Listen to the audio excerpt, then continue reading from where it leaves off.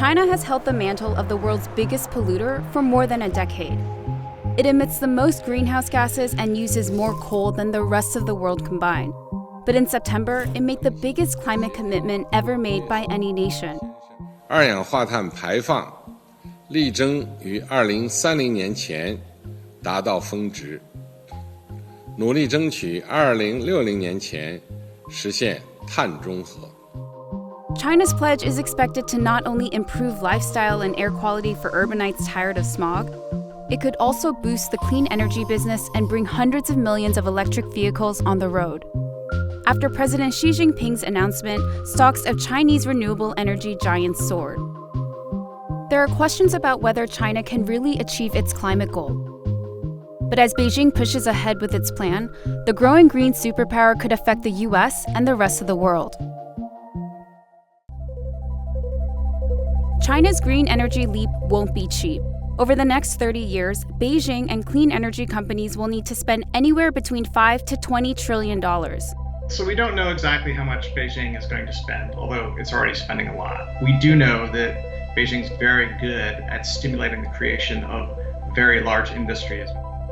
The first step is ramping up renewable energy, and that's not impossible because China already has a lot of solar parks and wind farms, more than any other country. But China needs a lot more. 90% of the country's energy has to be renewable or nuclear by 2050 to achieve net zero emissions. In past years, renewable capacity has boomed in large part because of subsidies.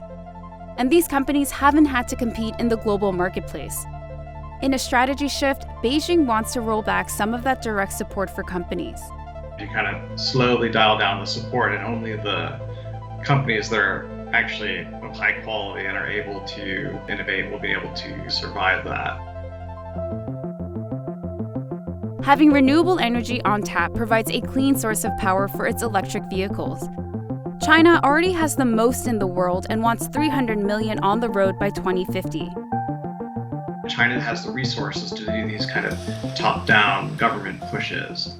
They've just mandated that a certain percentage of all government-owned fleets, like a certain amount of the buses, a certain amount of the corporate fleets for the government have to be EVs. And so that kind of creates a baseline kind of structural level demand. But Beijing has also cut subsidies for people in the market to buy electric vehicles, as well as for local manufacturers. As a result, companies like BYD and BAIC have seen their sales slump, while Tesla has been able to speed ahead to become the market leader in China. But still, Beijing is keeping foreign automakers in check by requiring them to use Chinese-made batteries. This kind of policy has helped China get a good grip on the supply chain for lithium-ion batteries, which accounts for more than half of global production. But that advantage could slip. There's a lot of lithium out there in the world. If lithium prices start to go up, I think there'll be a lot of capital coming from a lot of different places to develop those deposits. I think it would be quite hard for China to kind of dominate the control of lithium. Renewables can only have an impact if China moves away from coal. But it won't be easy to switch off these plants. There's a lot of banks that have lent to those coal plants. That's potentially a financial problem. There's still a fair amount of people working in the coal industry. So there's going to be a lot of kind of vested interests in keeping coal alive in some form or another in China.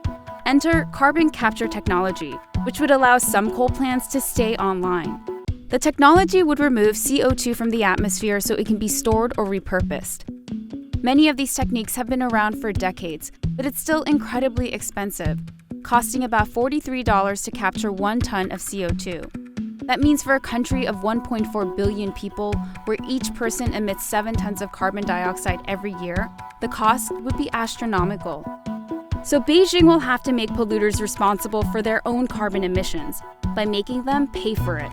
They're also going to have to create an incentive to make it more expensive to produce emissions by burning coal or other forms of fossil fuels. And so a real carbon trading program in China, that would be a huge incentive for coal producers to invest in carbon capture technology.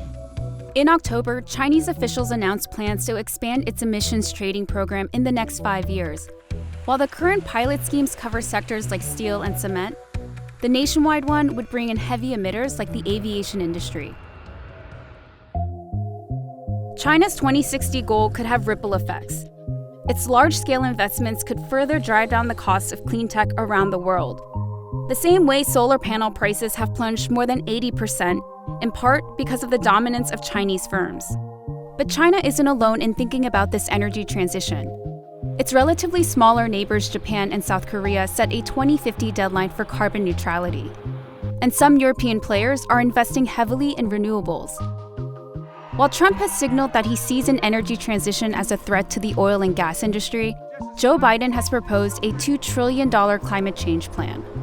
These competitors and countries could also grow increasingly wary of China. There will be a worry both in terms of subsidies and China producing things below cost, and then also of being too dependent on China for their energy supply.